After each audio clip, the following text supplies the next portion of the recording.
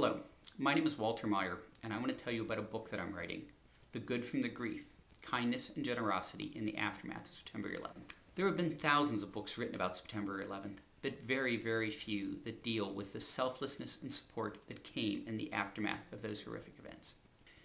In The Good from the Grief, I want to bring together all the stories, large and small, from all the different parts of the world that brought out the best in human nature of people wanting to care for each other in that moment of tragedy. From the scholarships created in memory of the victims to the memorials built to little things like the restaurants in New York donating food to the victims and then to the rescue workers, to the tour boat operators who operated round the clock to evacuate people across the river to New Jersey, to the fact that crime went down in New York in the months after September 11th as though even the bad guys didn't want to overburden the already strained New York City Police Department. Even the California Highway Patrol noticed a significant drop in road rage as people tried to be nicer to each other.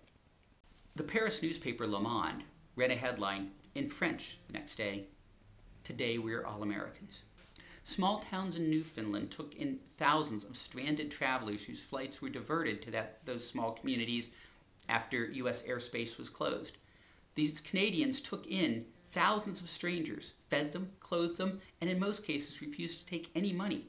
So many of the passengers got together and established a scholarship fund so students in the area could attend college. Fire stations around the world stopped traffic and stood in silent solidarity with their fallen comrades in New York. And for the first time ever, the Queen ordered the Buckingham Palace Band to play the Star-Spangled Banner, and thousands of Brits showed up to sing it. In addition to all the kindness shown in New York, there were moments of heroism and kindness around the Pentagon and in Somerset County, Pennsylvania, where I used to live. The passengers of Flight 93 gave their lives to protect Washington, D.C., and now there's a school named for Todd Beamer and a rugby tournament in memory of Mark Bingham, as well as many, many other well-deserved tributes. A San Diego-based charity has agreed to receive tax-deductible donations towards this project, so if you'd rather have the tax deduction in lieu of any of the perks, that can be arranged as well. Some of the proceeds of this book will be donated to some of the charities and the scholarships mentioned in this book. But there are also other ways you can help. Stories. I'm still hearing news stories all the time of little acts of kindness and generosity that somehow never made the news at the time, but I'd like to hear them.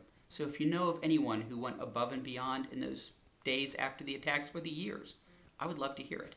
Please contact me, walt@goodfromthegrief.org.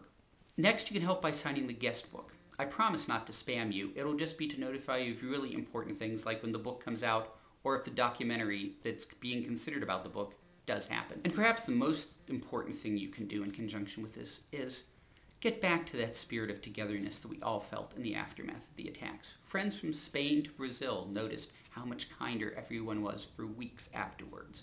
I certainly noticed a difference here in California where people just were a little nicer to each other at the grocery store or at the post office.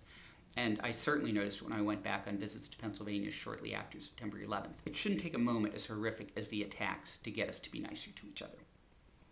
One of the subjects of this book told me that in December of 2001 she heard a car horn in New York and she froze. She realized she hadn't heard one in months. No one wanted to disturb the respectful silence in New York by honking. No one who went to work at the Pentagon or the World Trade Center or boarded a flight that morning or responded to an emergency call knew that it was going to be their last chance to make a difference. But for many of them, it was, and they made a huge difference. I feel like I owe it to them, we all owe it to them, to carry on the work that they did. A childhood friend, Ken Waldy, was on the first plane to hit the World Trade Center. So I take this personally and seriously. I want to do what I can to preserve his memory and honor it, and that of the many others who lost their lives that day. Please pass along this video to anyone who you think might be interested or might help. Thank you.